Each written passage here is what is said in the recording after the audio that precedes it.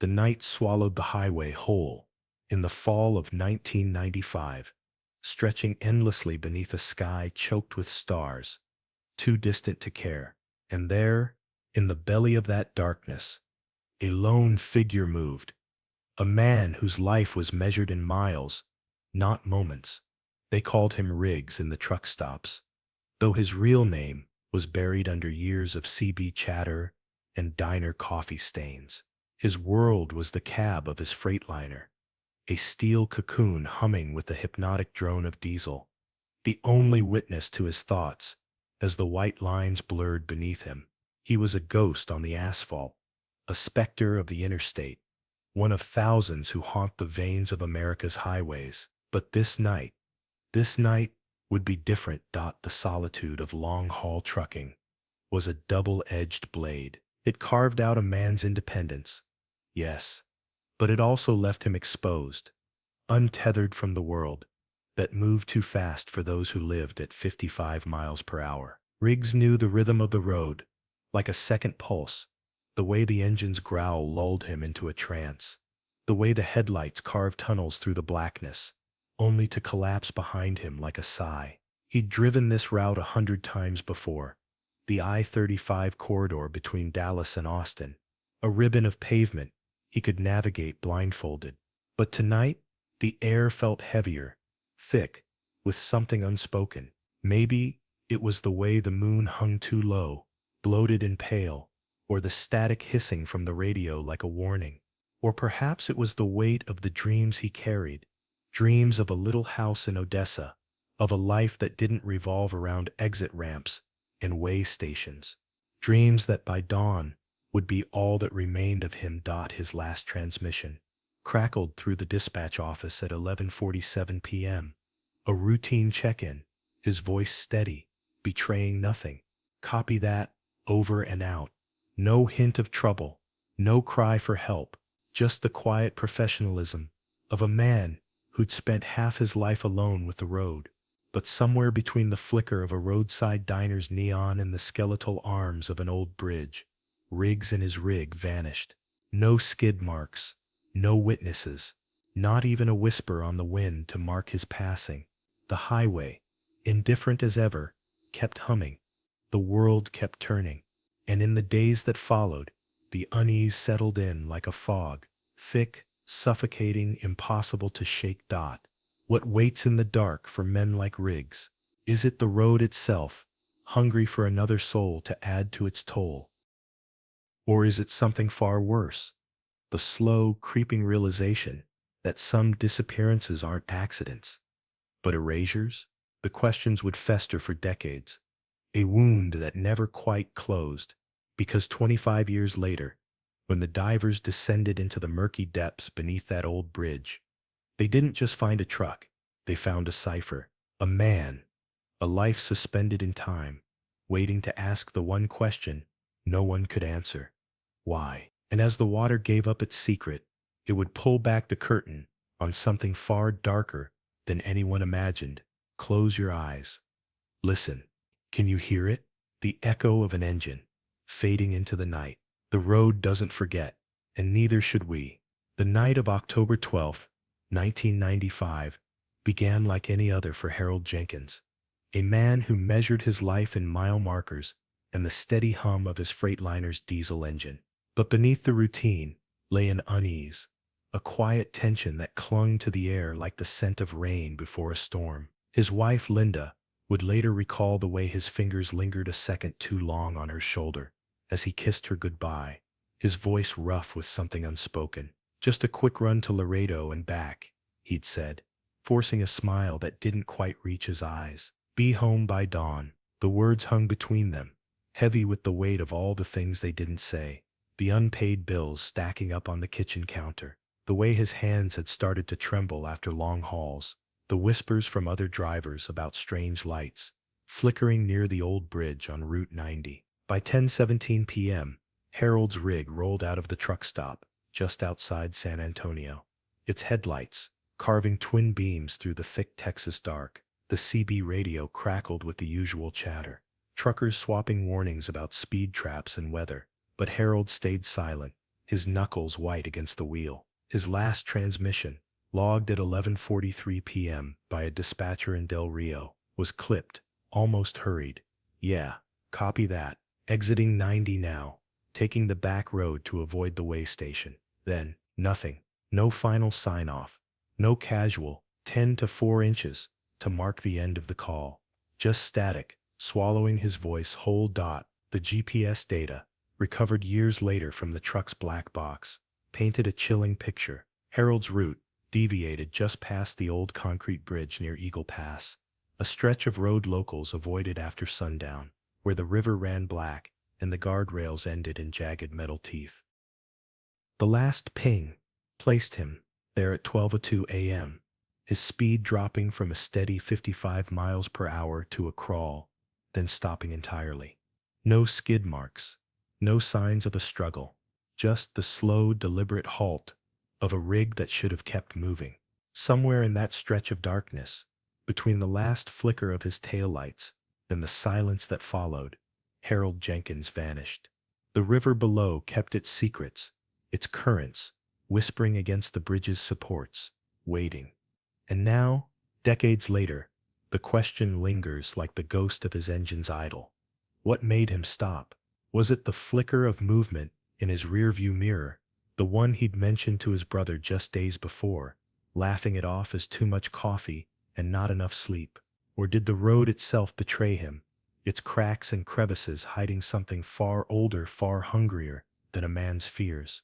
The answers lie beneath the water, tangled in the rusted skeleton of his truck, its cab still sealed as if harboring the last breath he took. But the truth?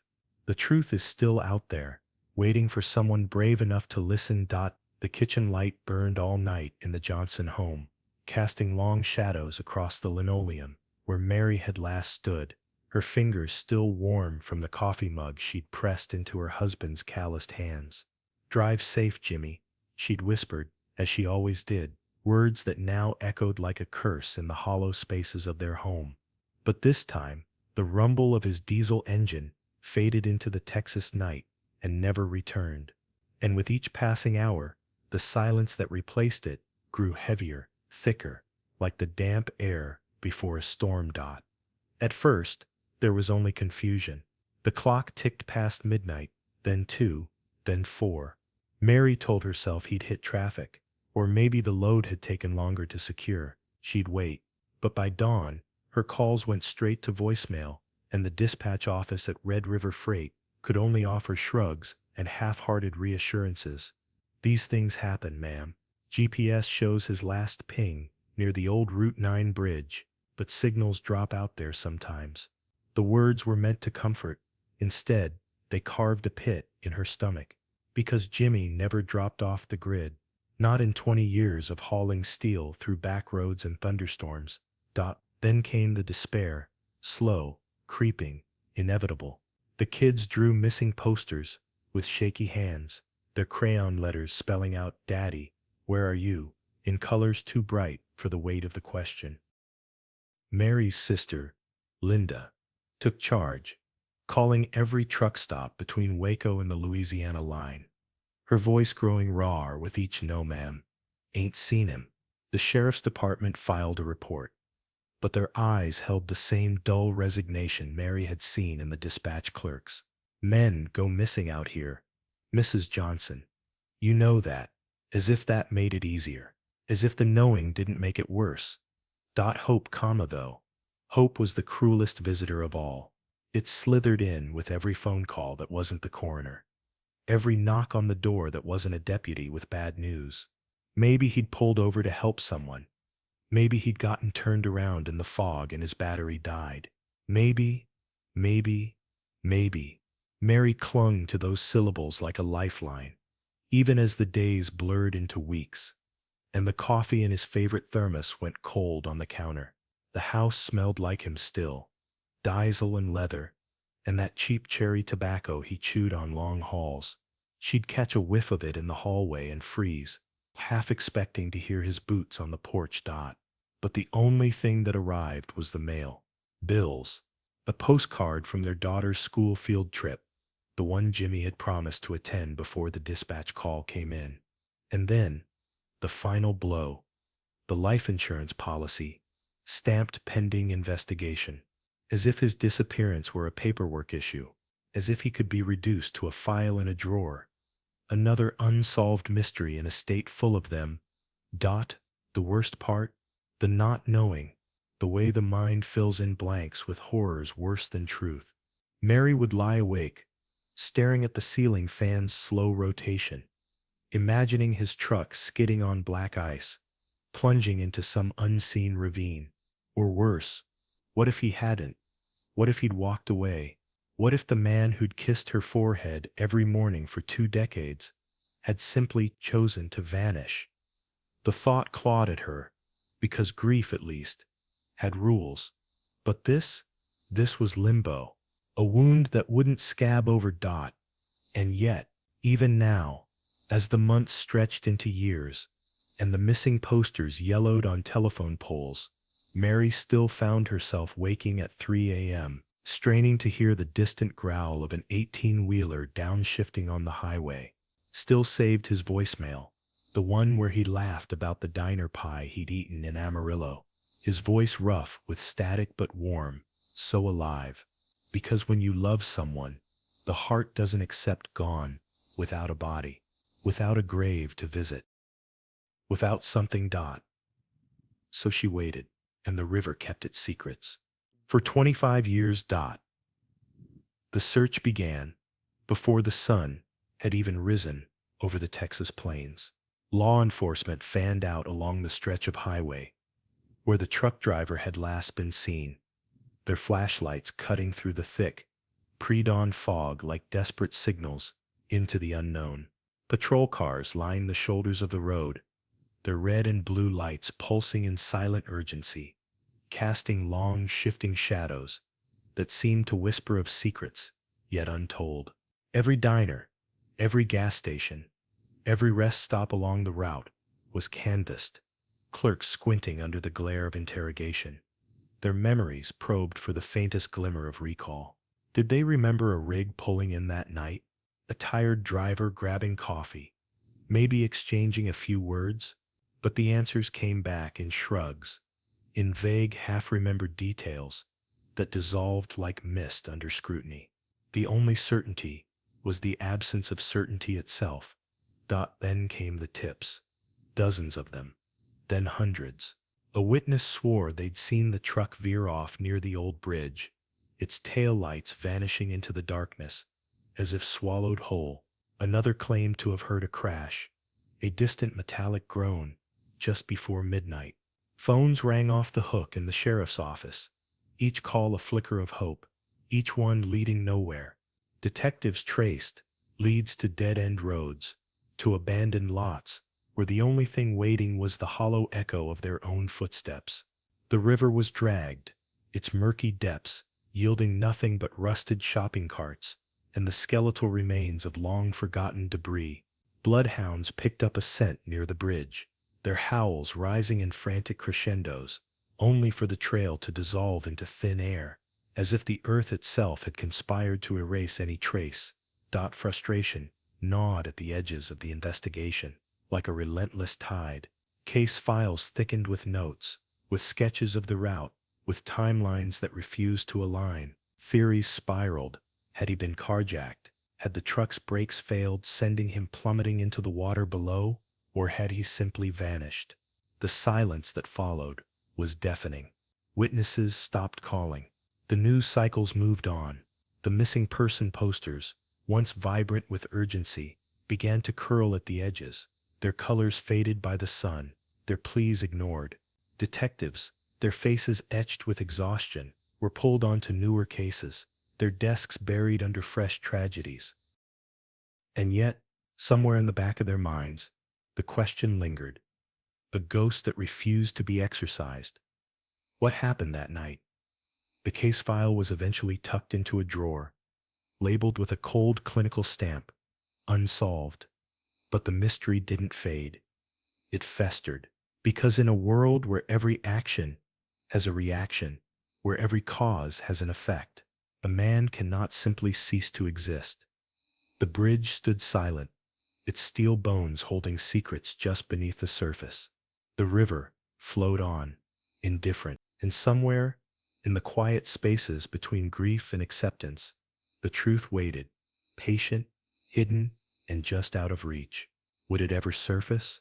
Or would it remain forever buried, like the answers that slipped through their fingers, lost to time and the unyielding darkness of the unknown? Time does not wait for the lost. While search parties disbanded and case files gathered dust in the back corners of a Texas sheriff's office, the world kept turning, indifferent, relentless.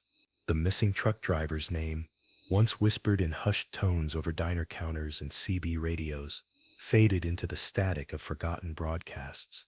His face, once plastered on telephone poles and gas station windows, yellowed under the sun until the paper curled and tore away, carried off by the same wind that howled through the cab of his rig on that last run.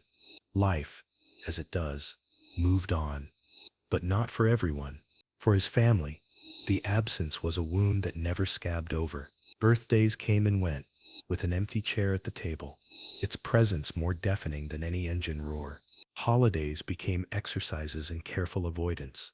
The way his wife would pause mid-sentence when a semi rumbled down the interstate, the way his daughter traced the routes on a road atlas, wondering if he'd ever taken that exit near Waco, the one with the old bridge.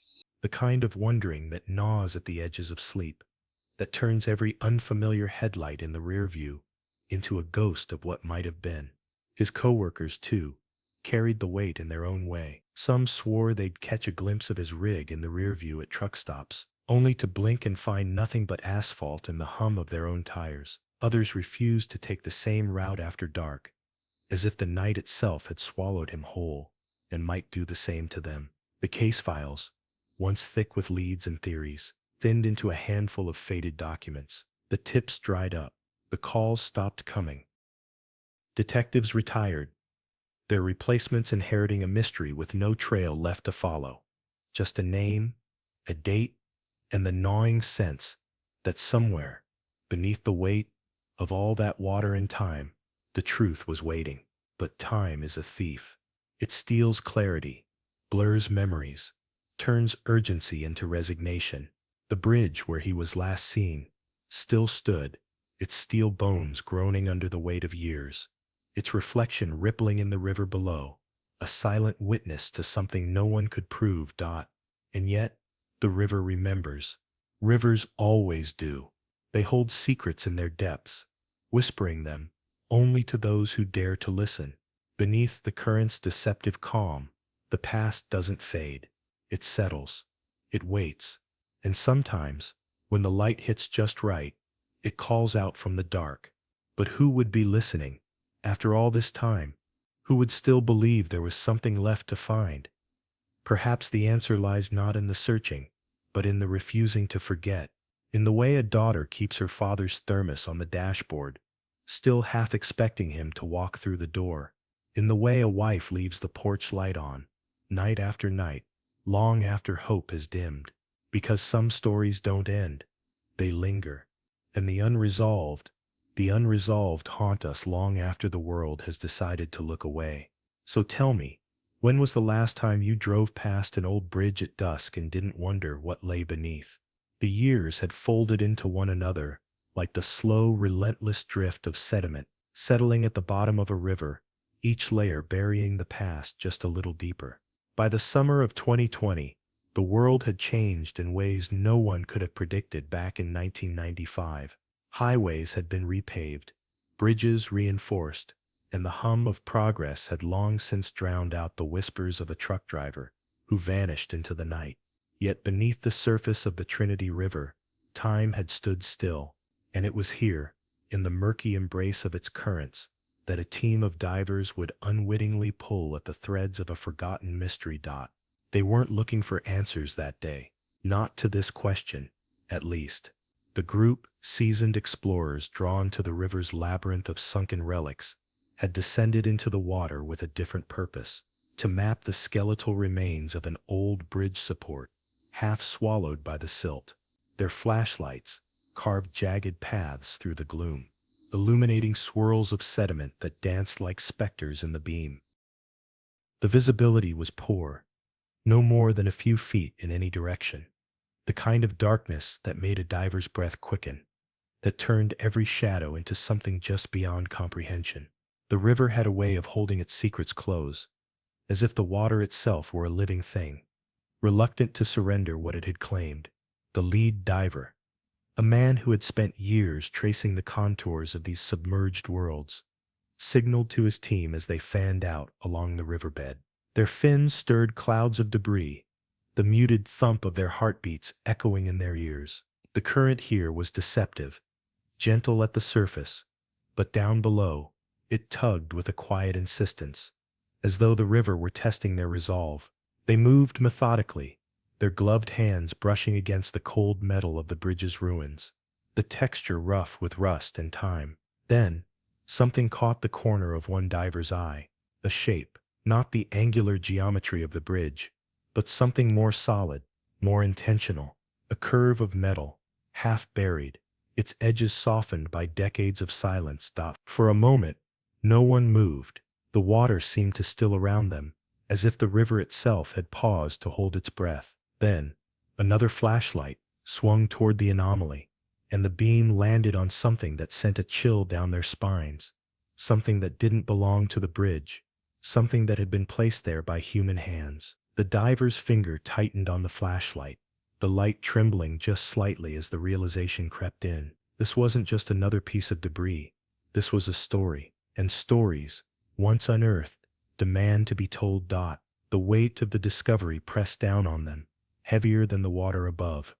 They had come seeking the bones of a bridge, but the river had offered them something else entirely, something that had been waiting, patient and unseen, for a quarter of a century. The question now wasn't just what lay beneath the silt, but what it would mean to bring it back into the light, because some mysteries, once disturbed, refused to be buried again. And this one was about to surface. The river held its breath that afternoon, its murky currents swirling with secrets as the divers descended into the abyss. Their flashlights carved jagged paths through the gloom, illuminating fleeting shapes, twisted metal, the skeletal remains of forgotten things. But then, something different caught their eyes.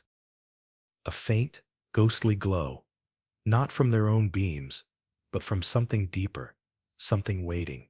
A pair of headlights, dulled by time, yet still defiant, pierced the darkness like the gaze of a long-lost soul.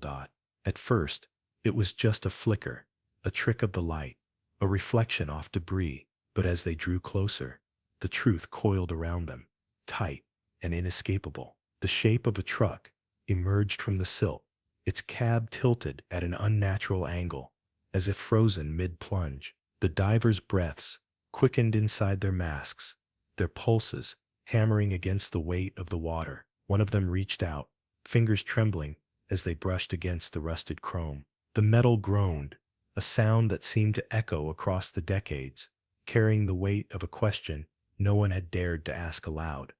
What else is down here with us? The realization struck like a depth charge. This wasn't just another abandoned vehicle.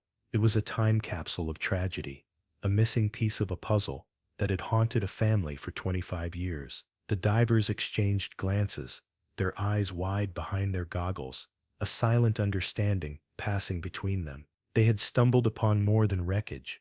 They had found an answer, and yet the water seemed to press in harder, as if the river itself resisted giving up its secret. The headlights, though lifeless, still held an accusation in their dim glow.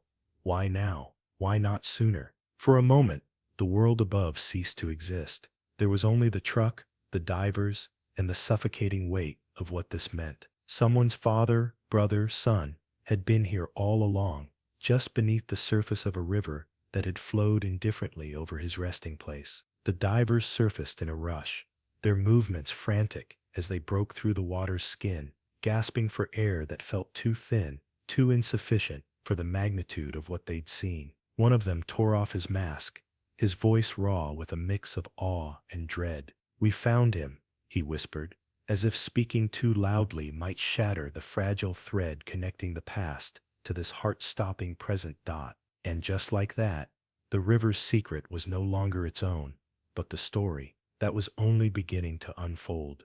The news spread like a slow-burning wildfire through the quiet Texas town, a whisper at first, then a roar. For 25 years, the disappearance of the truck driver had lingered in the air, a ghost story told in hushed tones at diners and gas stations. But now, the impossible had happened. The river, which had guarded its secret for decades beneath the rusted bones of the old bridge, had finally surrendered its burden. And with that surrender came a wave of emotions, so raw, so tangled, that the community found itself suspended between grief and an eerie, fragile relief.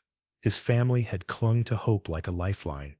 Even as the years stretched on, birthdays passed without him.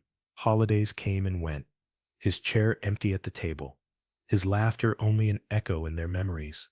Some had whispered that it was time to let go, that the unknown was crueler than closure, but his wife had refused.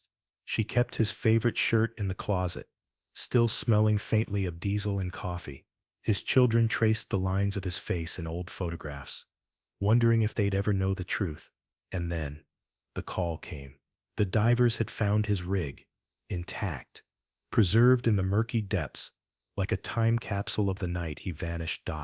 The town gathered as the truck was pulled from the water, its rusted frame groaning, as if resisting the return to a world that had moved on without it. Strangers stood shoulder to shoulder with old friends, their breath visible in the cold morning air, their eyes fixed on the spectacle. Some wept openly, others stood in stunned silence, the weight of the moment pressing down on them.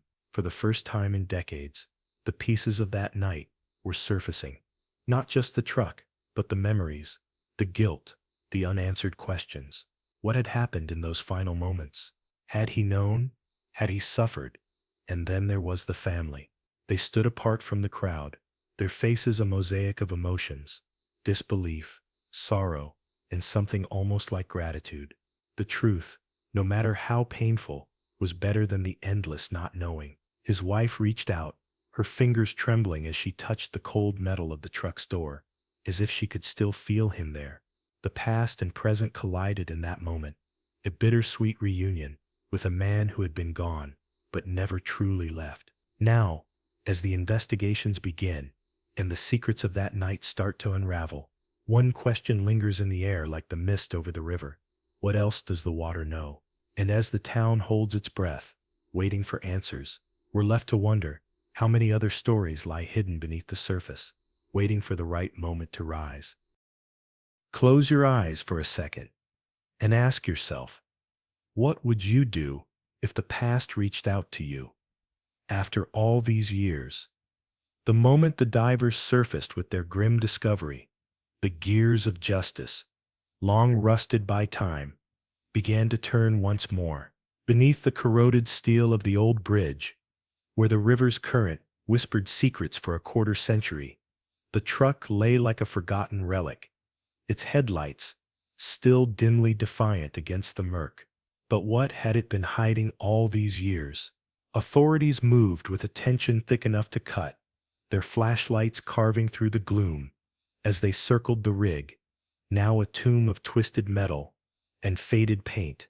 Every inch of the cab was a puzzle piece, every scratch on the dashboard a silent witness.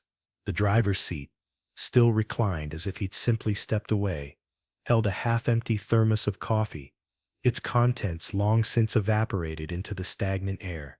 A logbook, its pages swollen with water, clung to the glove compartment, its entries stopping mid-sentence, Route 9, 11:47 p.m., as though time itself had been ripped from the page. Forensic teams worked with surgical precision, their gloves brushing against the steering wheel, where fingerprints, miraculously preserved by the river's cold embrace, told a story of a man who had gripped it in his final moments.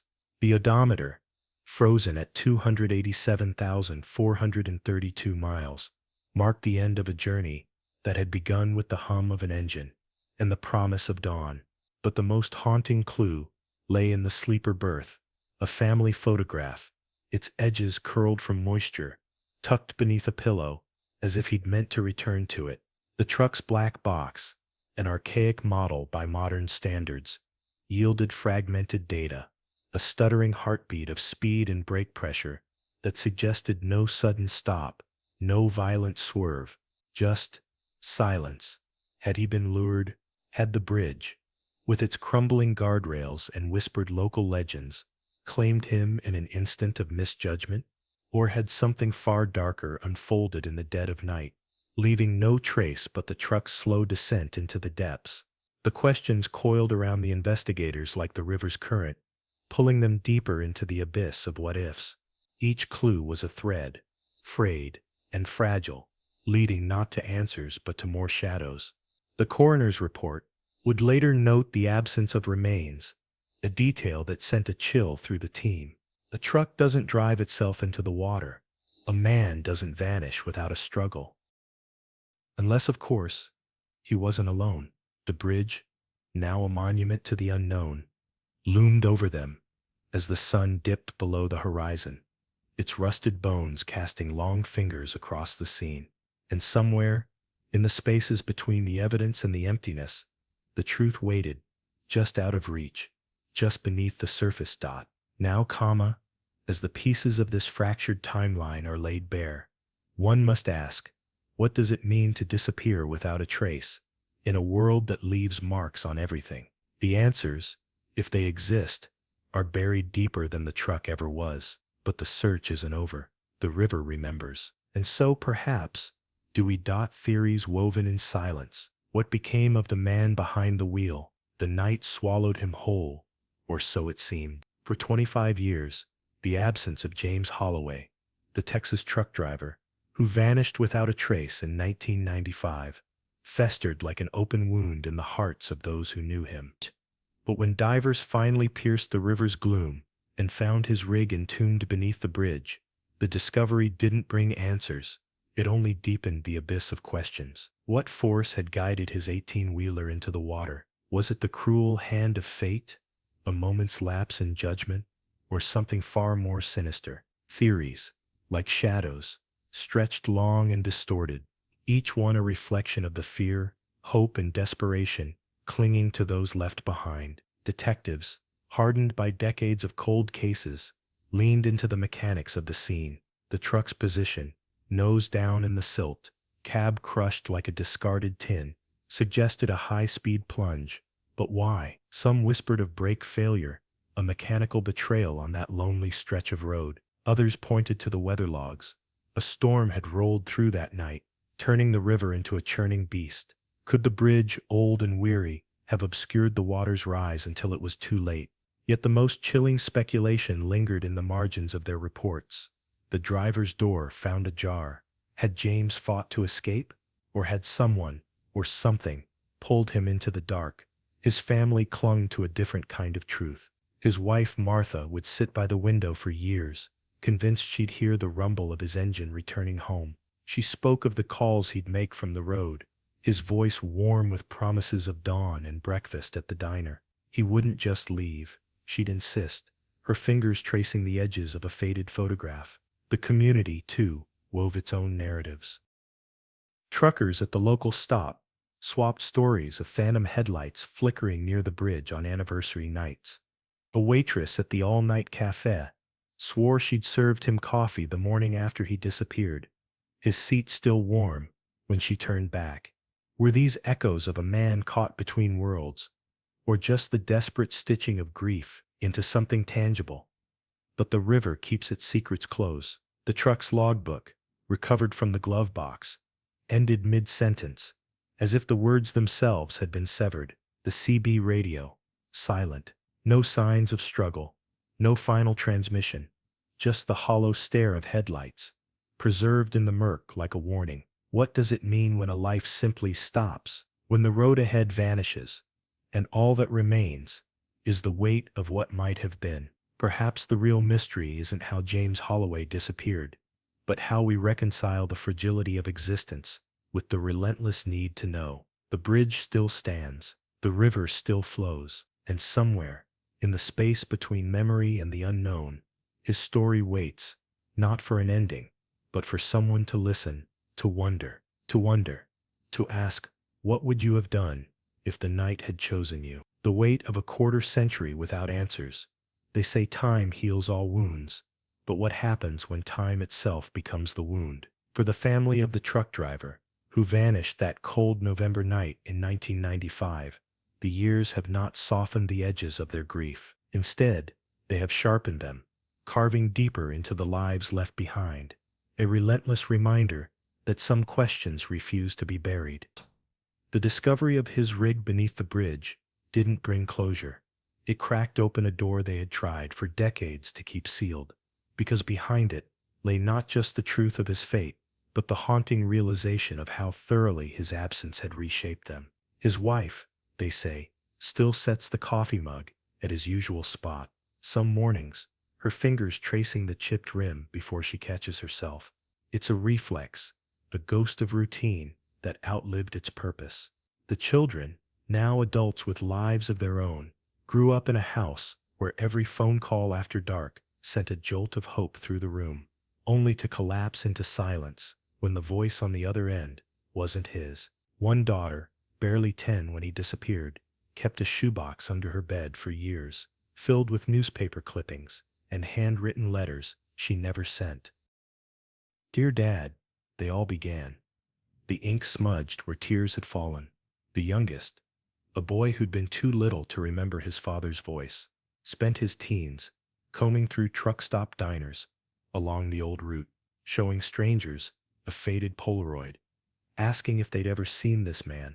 The answers were always the same: a slow headshake, a murmur of sympathy, but he kept asking, because what else was there to do? The toll of such a loss isn't measured in years. It's in the way his wife's hair turned gray before her 50th birthday, or how his eldest son, once a promising mechanic, dropped out of trade school because the scent of diesel in the garage made his hands shake. It's in the therapy bills stacked like unpaid invoices in a drawer, the sleepless nights spent staring at the ceiling, wondering if he'd suffered, if he'd called out for them in the dark. And then, the divers found the truck. The news should have been a mercy. Instead, it was a crucible, because now they knew. But knowing didn't bring him back. It only confirmed what they'd feared, that for 25 years, he'd been just yards from the road they'd driven 1,000 times, hidden beneath water that had whispered secrets they couldn't hear. There's a particular kind of grief that comes from loving someone the world forgot to look for. It's the kind that twists hope into something painful, that turns memories into landmines. His family learned to live with the not knowing, but the knowing, that's a different kind of burden, one that demands they reconstruct the man they lost, not as he was, but as he became in his absence. A legend, a cautionary tale, a face on a missing poster, now forever tied to the rusted hulk of metal pulled from the river's grip. So we ask ourselves, how do you mourn someone who slipped through the cracks of time? The answer lies not in the finding, but in the searching, in the way his daughter still jumps when a semi's air breaks hiss on the highway, or how his wife keeps his old CB radio on the shelf, its cord neatly coiled, as if he might key the mic one last time and say, "I'm on my way home." The truth is, they'll spend the rest of their lives listening for an echo that never comes. And perhaps that's the most human thing of all, to keep waiting, even when the world has moved on. Because some stories don't end with answers. They end with the quiet understanding that love, like grief, doesn't fade, it just changes shape. And in the spaces between what we lose and what we find, we learn to carry both. The news spread like wildfire through the quiet Texas town. A whisper in the diner, a hushed conversation at the gas station, then a roar across local radio waves. The discovery beneath the old bridge wasn't just another cold case resurfacing. It was a wound reopened, a ghost given form, and as the media descended, their cameras and microphones hungry for answers, something unexpected happened. The community, so often divided by time and distance, began to gather, not just in curiosity, but in shared grief. They came first to the family's porch, casseroles in hand, their voices low but steady. Neighbors, who had once only nodded in passing, now lingered, sharing stories of their own missing brothers, who never returned from a shift, fathers who vanished on a back road, sisters last seen at a truck stop. The air hummed with a quiet urgency, as if each tale woven into the evening air might somehow pull the truth closer. Candlelight vigils sprouted along the riverbank, flames flickering against the water's dark surface, casting shadows that seemed to dance with the secrets below. Then came the letters, dozens then hundreds, arriving in the mailbox of the driver's widow, handwritten pages from strangers who had lost someone too. Some spoke of dreams where their loved ones stood just out of reach. Others confessed to checking every rusted truck by the highway just in case. A local preacher set up a bulletin board at the church, pinning up photos of the missing alongside prayers and faded newspaper clippings. The wall became a shrine, a tangible map of sorrow that stretched far beyond one man's disappearance. But beneath the outpouring of support, the mystery deepened. Why had no one seen the truck go over? How had it lain there, unseen, for a quarter of a century? The questions hung in the air like the scent of rain before a storm, thick and electric. And as the family sifted through the sympathy, they couldn't shake the feeling that the answers were still there, buried in the mud, and the memories of a night no one could fully piece together. Perhaps that's the cruelest part of loss, how it binds us together, even as it leaves us searching alone. The town's grief was a river now, wide and relentless, carrying them all toward the same unanswered question: what else is still hidden beneath the surface? And as the cameras pulled away, the real work began, not just to mourn, but to listen. To the whispers, to the water, to the echoes of a life that refused to be forgotten. The night the divers pulled the rusted rig from the depths of the river, time itself seemed to fold, 25 years dissolving in an instant, as the past reached out with skeletal fingers to brush against the present. There, beneath the flickering glow of the bridge lights, the truck emerged like a ghost from the murky water, its headlights still dimly glowing, as if refusing to surrender the last remnants of a journey cut short.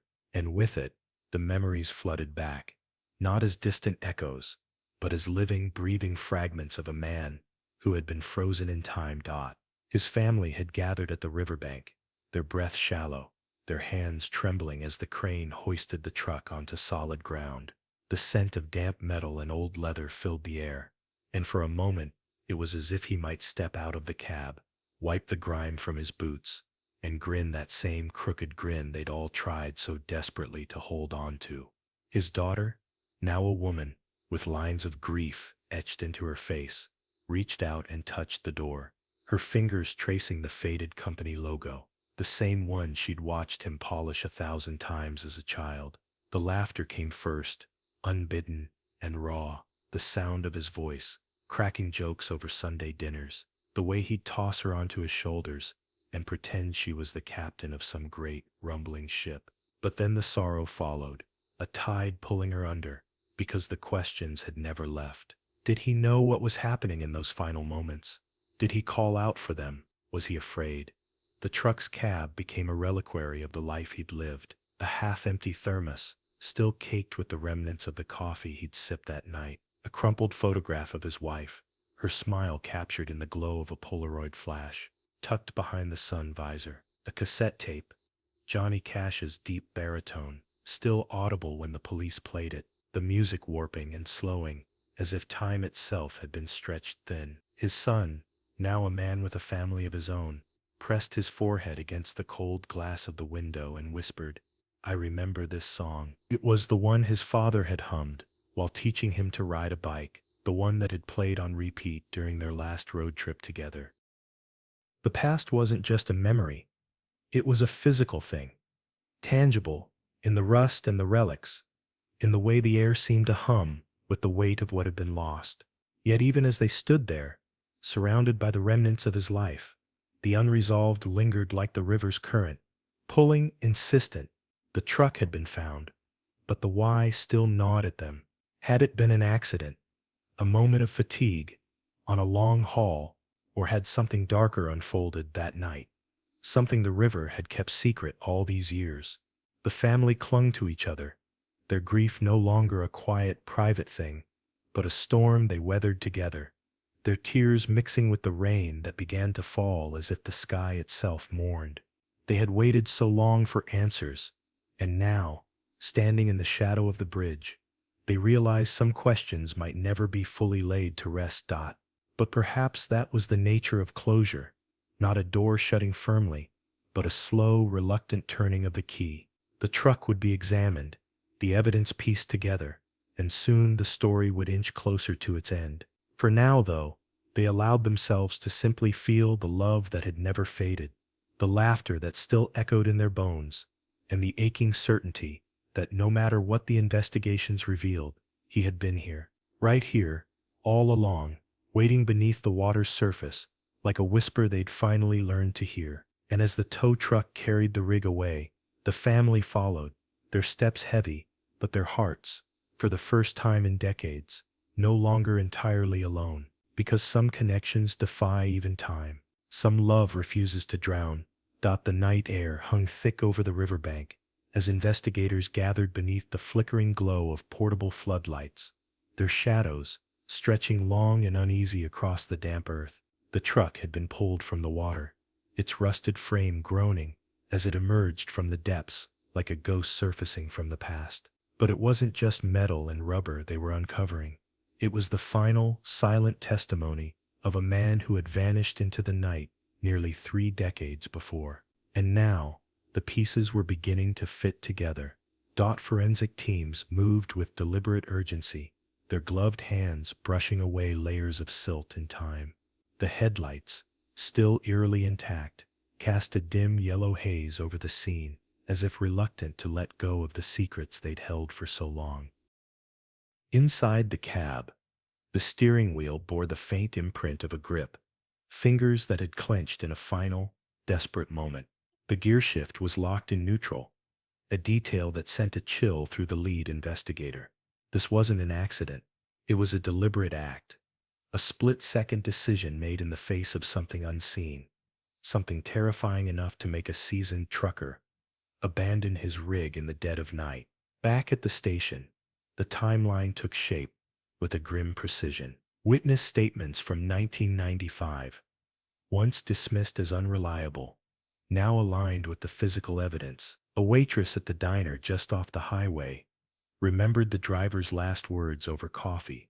"Something don't feel right out there tonight." A truck stop attendant recalled the way his headlights had hesitated at the bridge, as if he'd seen something in the water below. And then there were the logs. The dispatch records showed his route had been altered last minute, rerouting him over that old steel bridge, the one with the crumbling guardrails and the whispers of past tragedies. The family, already raw from the emotional whirlwind of memories resurfacing, now stood on the precipice of an answer they'd both craved and feared. The detective's voice was low, measured, but the weight of what he was about to say pressed against the walls of the room. "We think he saw something that night, something that made him stop.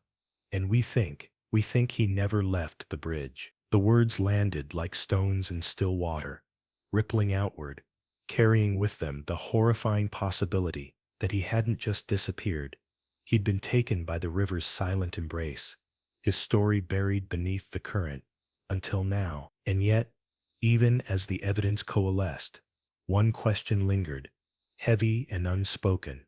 What had he seen? The answer was there, in the mud-caked logs, the faded police reports, the half-erased notes in his own handwriting. But the truth, like the river itself, moved slowly, revealing itself only when it was ready. And as the family stood together, their hands clasped tightly, they knew the final chapter was about to unfold, not just for them, but for the man who had driven into the night and never come home. The wait was almost over, but would the truth bring peace, or only deeper shadows?